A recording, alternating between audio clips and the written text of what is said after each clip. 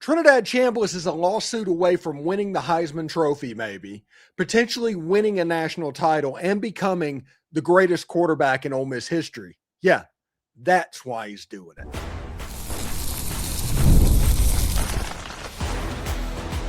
You are Locked On Ole Miss, your daily podcast on the Ole Miss Rebels. Part of the Locked On Podcast Network, your team every day. Welcome to the Locked On Ole Miss podcast, the most watched Ole Miss podcast around. I'm your host, Stephen Willis, a 10-year veteran member of the national media with Yahoo Sports and a former Ole Miss staff member.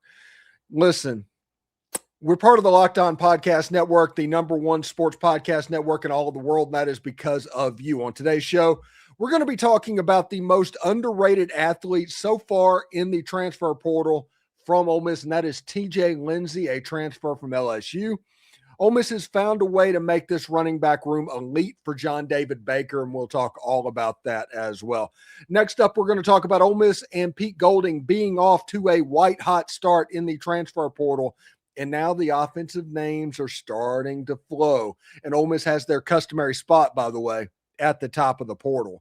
But first, we're going to talk about a lawsuit and Trinidad Chambliss, and Ole Miss being in position and Trinidad Chambliss being in position with an injunction to make a ton of money, be the Heisman favorite, and potentially lead Ole Miss to the promised land. Not too shabby if the courts do the right thing. All of this and more on today's Locked On Ole Miss podcast. Remember, we're free and available on all the podcast apps and on YouTube, and a special hello to the insiders and everydayers who make this show what it is. Your team every day. Today's episode is brought to you by Game Time. Download the Game Time app, create an account, and use the code LOCKEDONCollege for $20 off your first purchase. It's really interesting. We talked yesterday about how Tom Mars and his lot are going to move forward with the lawsuit, which means the decision has been made from Trinidad Chambliss to go that direction. And it makes sense that they're at least going to try.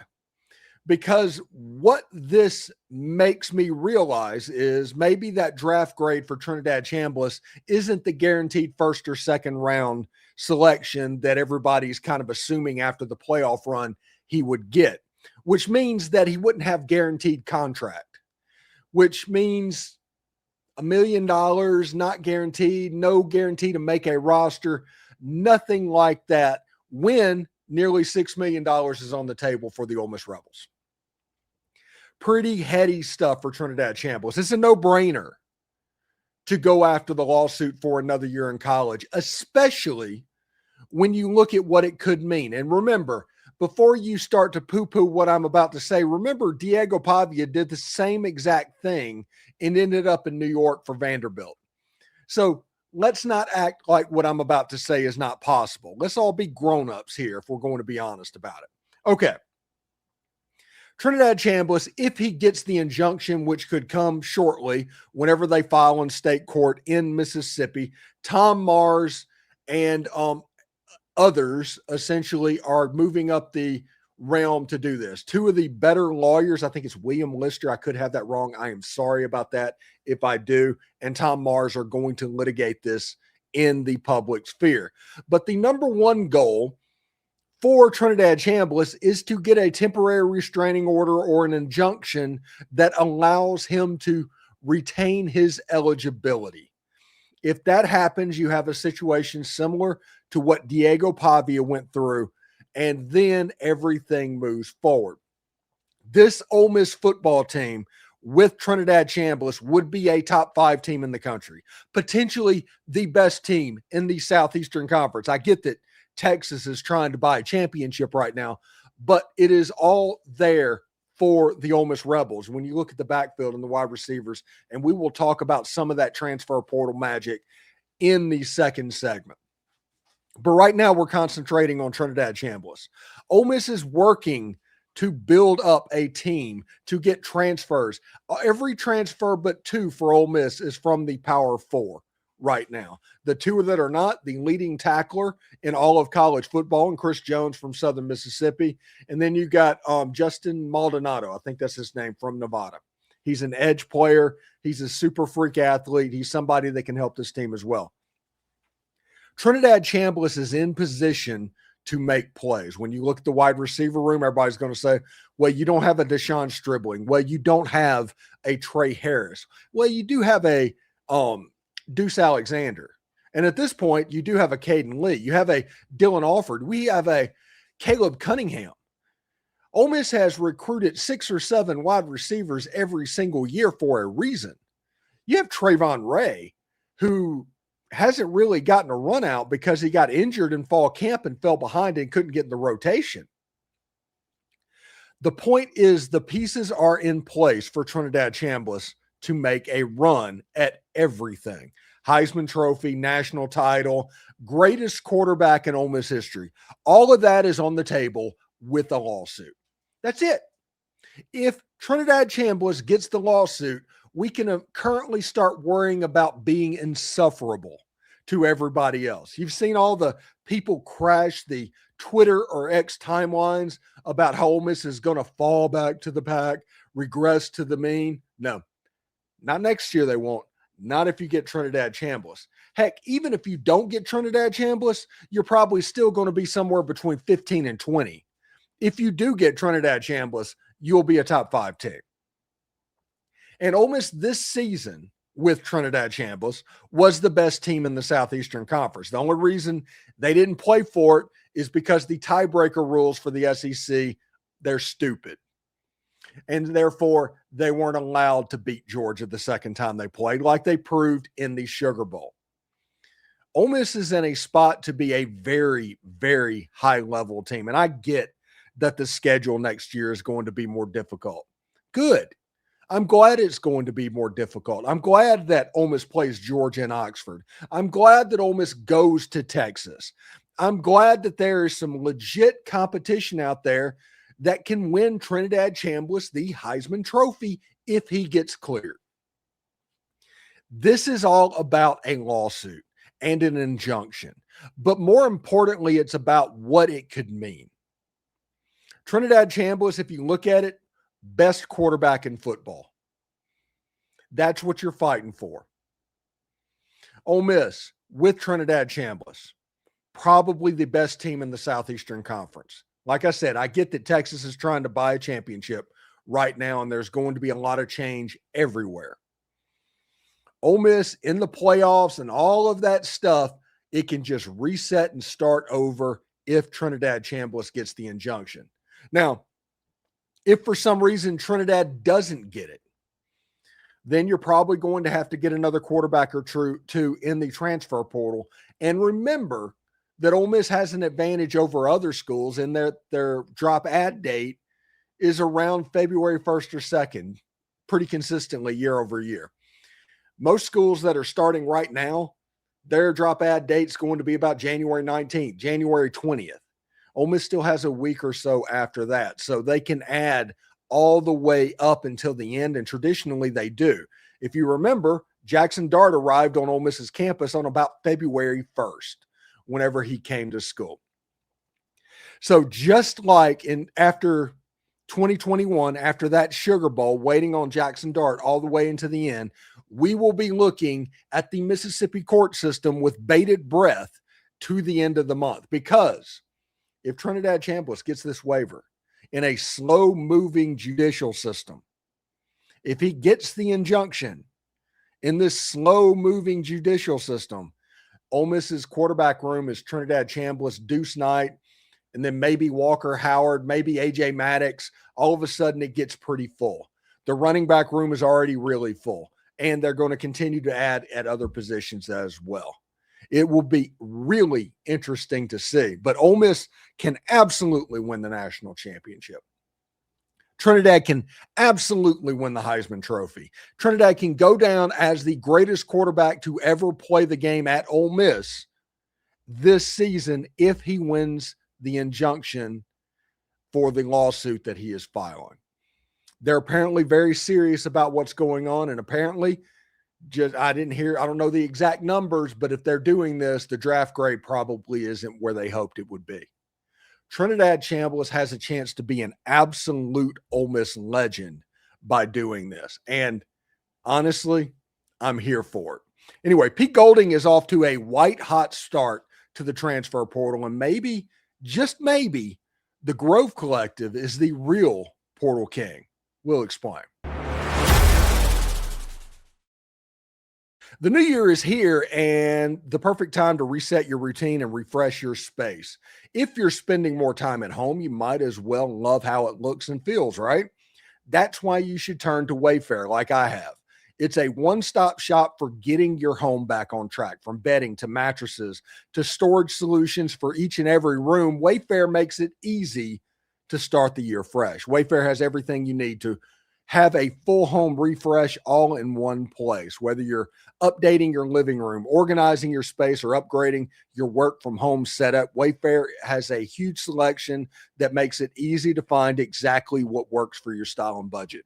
Listen, I picked up a rug for the kitchen. I know that doesn't sound like much, but there's a rug for the kitchen. We got a couple of bookcases for the living room because we're going to remodel what's going on there, and a couple of knickknacks. Listen, we got this wooden pelican thing that looks pretty cool, and then there's this like Beetlejuice crab thing that you can set stuff on. I don't know what it is, but my wife likes it. And she told me that shopping there was easy and the delivery was there in under 3 days from the time we ordered. We got the stuff and everything arrived exactly as she thought it would. It honestly made getting back into a routine this new year feel a lot more manageable. Get organized, refreshed, and back on track this new year for way less. Head to wayfair.com right now to shop all things home. That's WAYFAIR.com. Wayfair, every style, every home.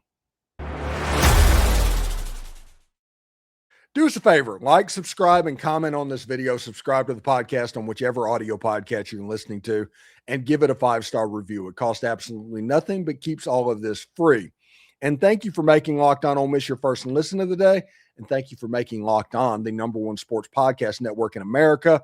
You already live your team every single day. Now take it up to the next level and go ad-free. Join the Everydayer Club today and get Locked On Ole Miss with no interruptions, members-only Discord access, and more. All for just $5 a month or $50 per year. Go to lockedonolemiss.supercast.com or check the link out down in the show notes down below. Pete Golding is off to a white-hot start in the transfer portal. Whenever you look at the names that Ole Miss has gotten so far, everybody are from Power 4 schools, with the exception of Chris Jones and Justin Maldonado. Those are two names that you need to pay attention to because of elite athletic ability. I think it's interesting that in 2024, Ole Miss went very Power 4 heavy. You know, you got the Walter Nowens, the Princely Amonmiellans, the Chris Paul, the Trey Amos at the Power 4 level, and what you had was an elite defense. In 2025, for better or worse, they didn't really do anything on the defensive line because they wanted their young guys to develop. They picked up Andrew Jones from Grambling State instead of getting Chris Paul from Arkansas. They're similar type players, but they're a little bit different.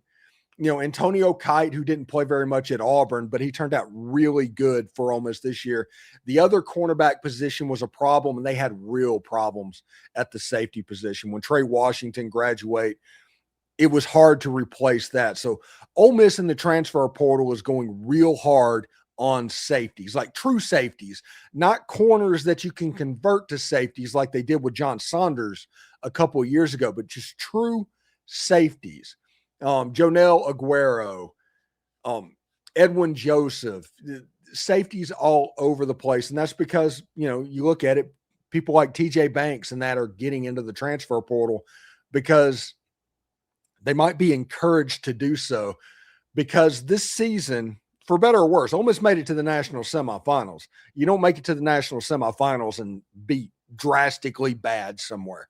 But Ole Miss had trouble playing man coverage from time to time because their defensive backs would get picked on.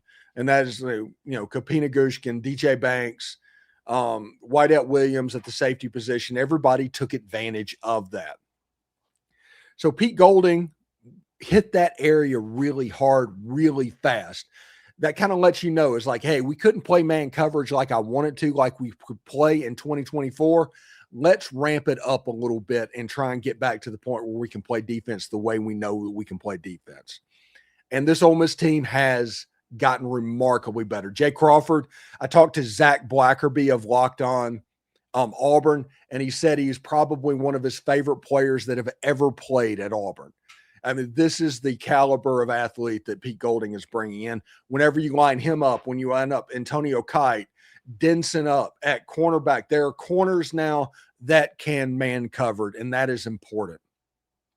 So we'll see exactly how that goes. Now, as it's moved on, one thing that's interesting, and we talked about this a little bit yesterday, but Ole Miss got a commitment from Brady Prescorn.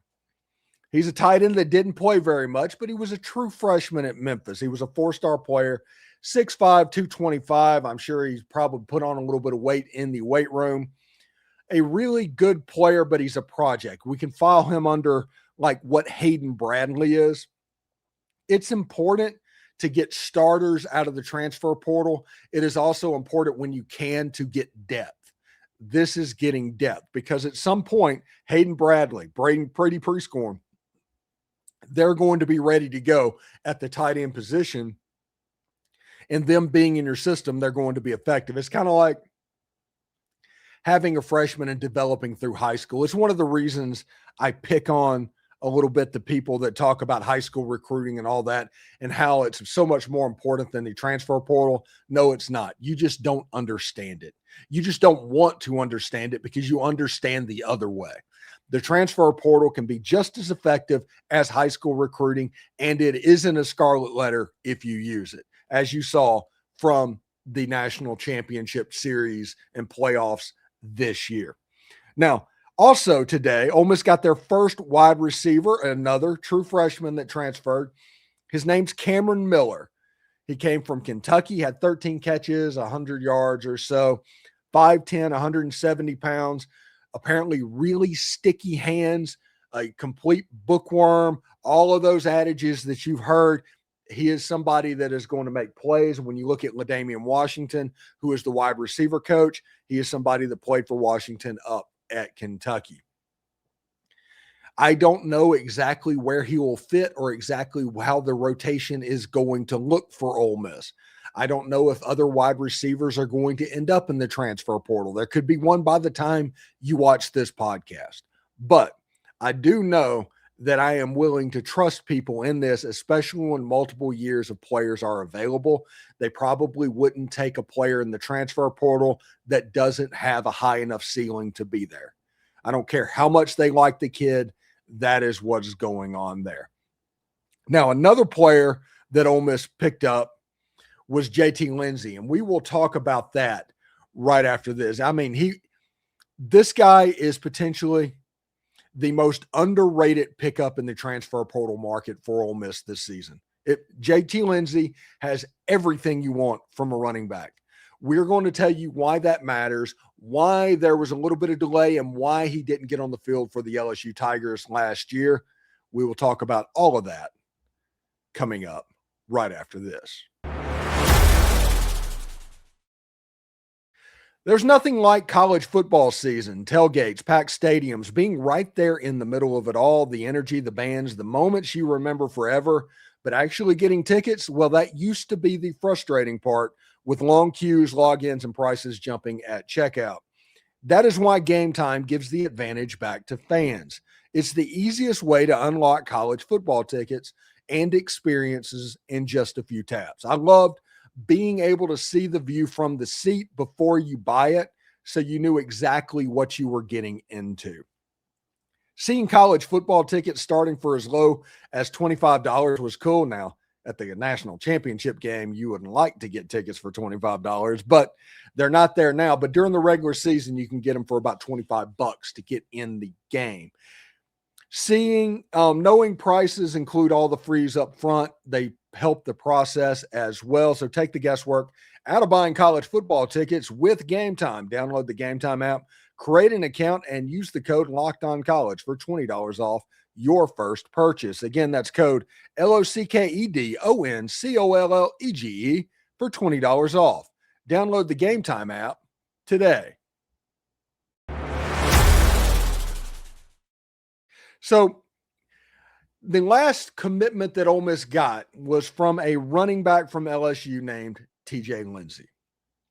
Really, really good football player. We're going to have a little bit of highlights for him in just a second, so bear with me about that. He's a guy that's from Alexandria, Louisiana. He's 5'11", 185 pounds. He's a running back. There's not any pictures of him in an LSU uniform because last year things got weird for him.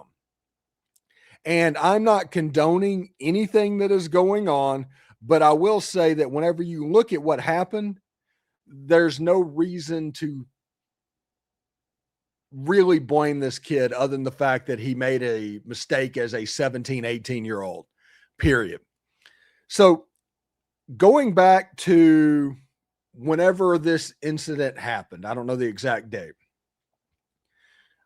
TJ allowed two people to stay in his dorm room at LSU, and I'm assuming people have asked to stay in dorm rooms all the time. You don't think anything of it. You don't have any prior knowledge of why they wanted you to stay in the dorm room, all of that. But he allowed them to stay in the dorm room. Well, it turned out that these two guys were wanted for questioning for murder, and they charged TJ for accessory after the fact. It has made it through the process. TJ was not allowed to go through team workouts or anything like that, be a part of the team in any way. That's the reason when you look at this, he's wearing an Alexandria High School jersey, because there's not a picture of him in an LSU jersey because of what happened. In early January, our friend Matt Moscona, who reported all of this from Locked On LSU, reported that the charges against him had been dropped because it was not provable that he knew about this ahead of time. So he just simply let somebody that he knew stay into the room, and he had no idea what they did. So they charged him with that because he was charged like that. LSU has a rule that nobody can be a part of a team with charges pending. So that happened. So after the charges got dropped, TJ Lindsay needed a fresh start. Obviously, when you go through something like that, you will need a fresh start. He ended up following Frank Wilson to Ole Miss, to where he will be the backup running back to either Shakai Mills-Knight and Kewan Lacey. He might be third string. Who knows? But the opportunity is going to be there for this player. And when you look at what he can do, he's a running back that has pretty elite ability. Like the first play on this is him doing a crazy toe tap. And then you look at the highlights and you can see his breakaway speed happening. And this is high school level. This is Alexandria High School. This is a relatively big school, I do believe. So this isn't a situation like Newman High School playing a bunch of nobodies.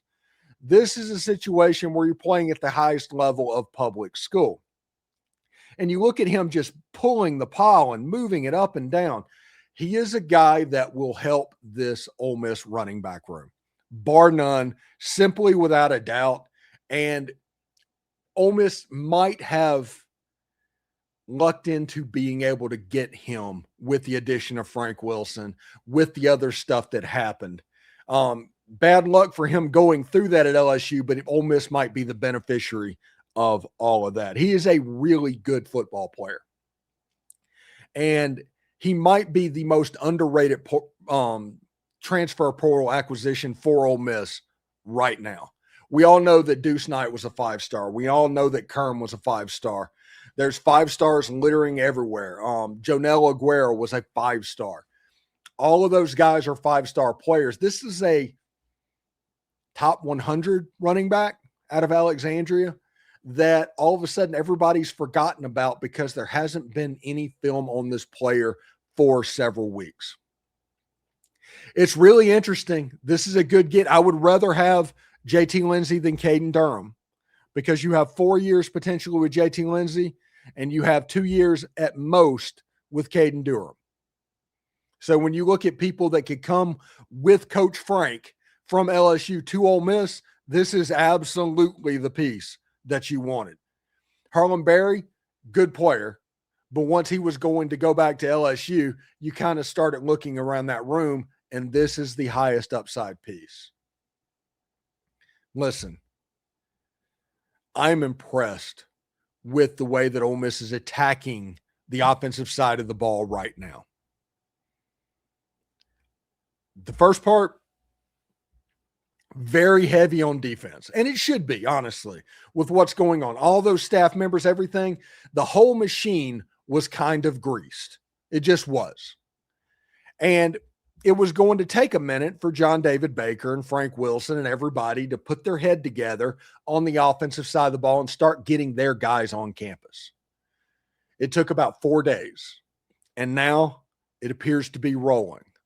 And you have a room with Trinidad Chambliss potentially getting the injunction, with Caleb Cunningham, with Jace Matthews, with potentially Caden Lee, with Deuce Alexander, with the weapons they have, Trayvon Ray. All of those guys are in a position to do really well. There's five-star.